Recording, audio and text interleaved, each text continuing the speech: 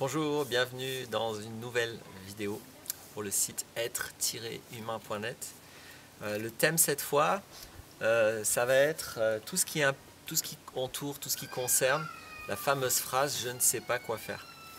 Donc c'est une phrase que j'entends beaucoup, soit dans le sens « je ne sais pas quoi faire dans ma vie, je ne sais pas quoi faire pour être heureux, etc. » Soit j'ai un problème, j'ai éventuellement compris le fond du problème, mais je ne sais pas quoi faire.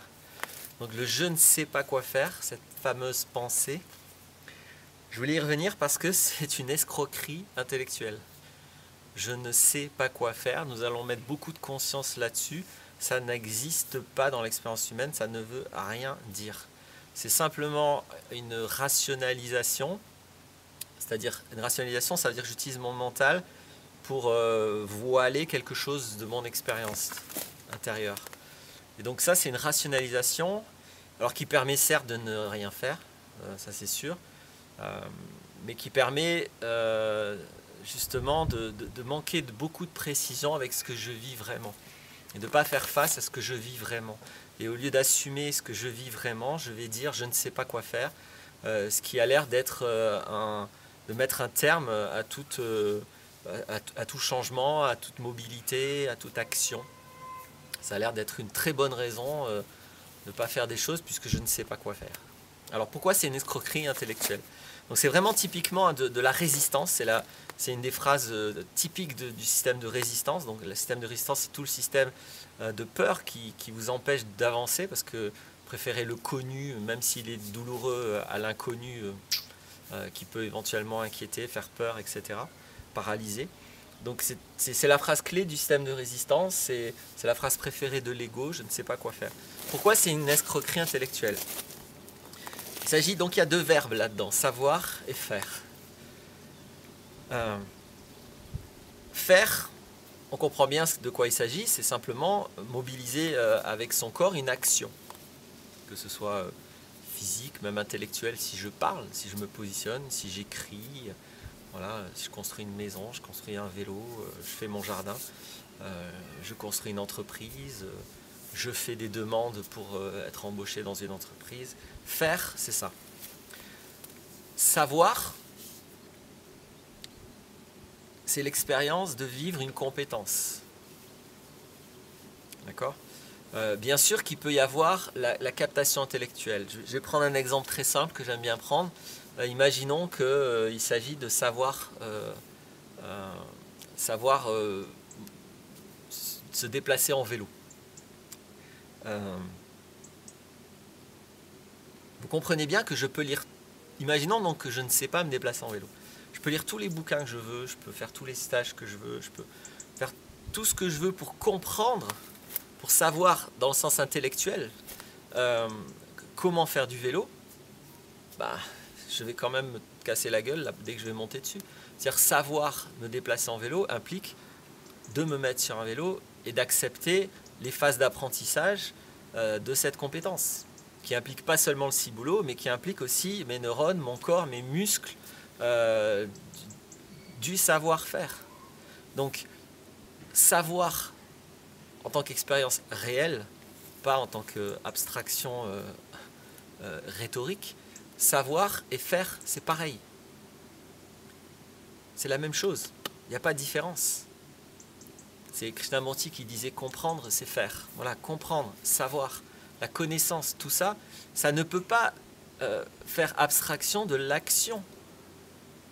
Même, encore une fois, écrire un texte sur un ordinateur, ça va nécessiter qu'au moins je sache un petit peu comment faire avec l'ordinateur. Si je n'ai pas appris comment il s'allume l'ordinateur, je ne vais pas pouvoir du tout m'en servir. Si je ne sais pas lancer le logiciel pour écrire le texte, si je ne sais pas sauvegarder. Donc, n'importe quelle expérience qui est un savoir va impliquer une expérience, une action. Alors, du coup, la phrase savoir-faire, c'est de l'arnaque parce que c'est en fait des synonymes. Et quand on dit je ne sais pas faire, ce serait comme il faudrait savoir, alors d'une manière purement intellectuelle, faire quelque chose pour le faire. Alors qu'on sait que pour faire vraiment quelque chose, la seule méthode, c'est de se lancer dans l'expérience. Donc, je ne peux pas savoir faire sans être dans l'action. Je ne peux pas, vous voyez, quand on dit je ne sais pas faire, ça voudrait dire qu'il y aurait un préalable qu'il faudrait atteindre avant d'agir, de prendre des décisions, de faire des choix.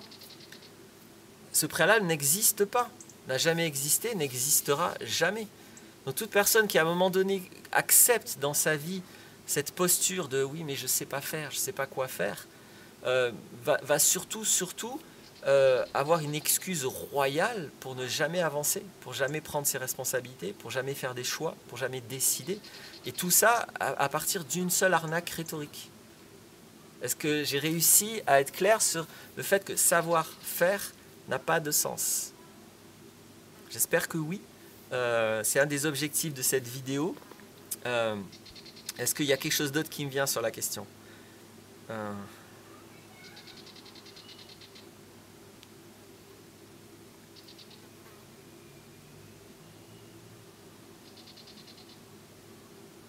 Peut-être simplement essayer de vraiment poser un exemple j'ai posé l'exemple du vélo, mais c'est un peu classique. Si à un moment donné, par exemple, je me retrouve devant un ensemble de possibilités, globalement, j'ai peut-être l'intention, par exemple, d'avoir une activité, souvent c'est dans le je ne sais pas faire, c'est souvent dans ce cadre-là que ça vient. Ou mais pas seulement, j'ai un problème, genre j'ai un problème avec ma mère, comment je le règle? J'ai plein de possibilités. Donc quand je me retrouve devant plein de possibilités, je vais pouvoir éventuellement utiliser donc cette arnaque rhétorique. Oui, mais là je ne sais pas quoi faire. Sous-entendu, quoi choisir? Ça se conjugue à plusieurs formules, hein. Ça peut être je ne sais pas ce que je veux, je ne sais pas ce dont j'ai envie. Tout ça c'est toujours la même arnaque.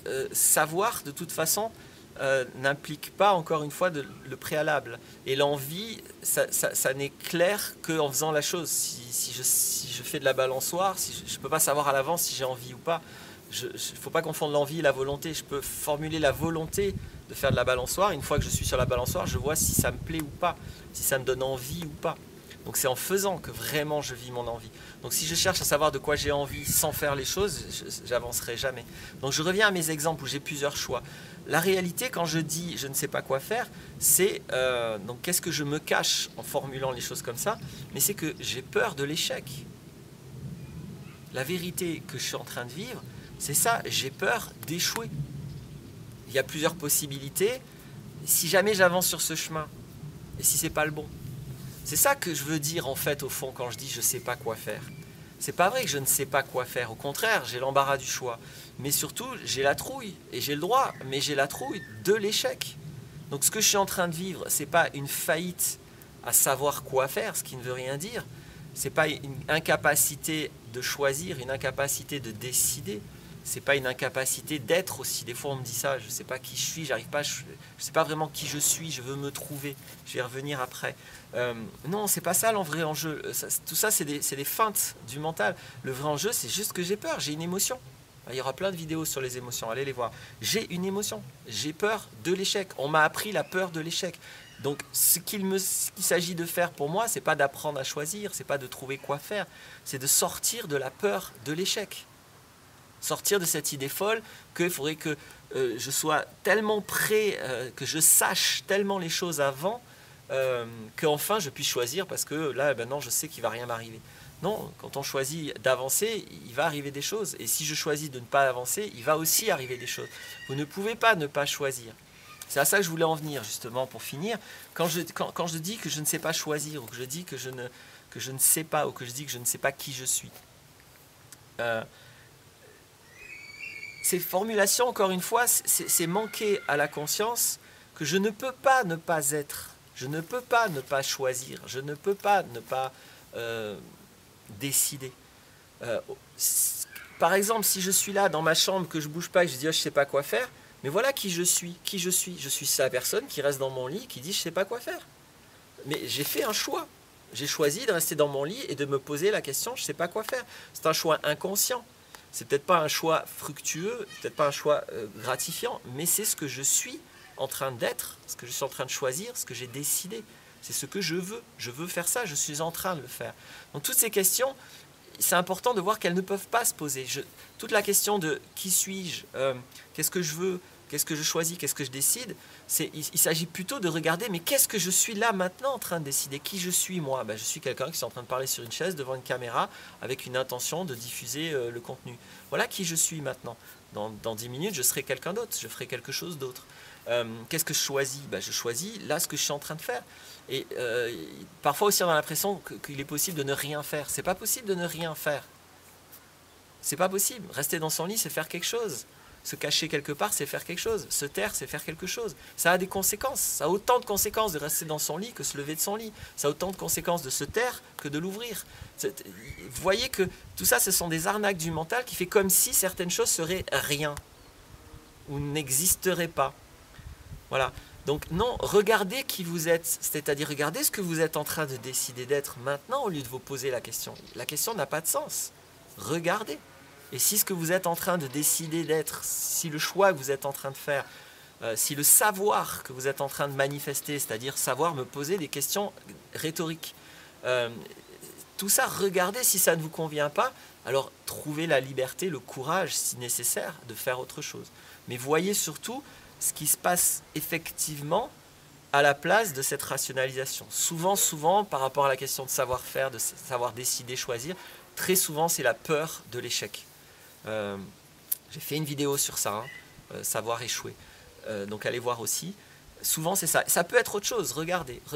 Mais je vous invite à ne plus jamais accepter d'arnaque rhétorique, ni de la part des politiciens, ni de vos patrons ou de vos autorités, mais surtout pas de votre autorité égotique intérieure qui essaie de vous faire croire des choses hallucinantes, puisque pendant que vous dites « je sais pas », vous êtes en train de le vivre.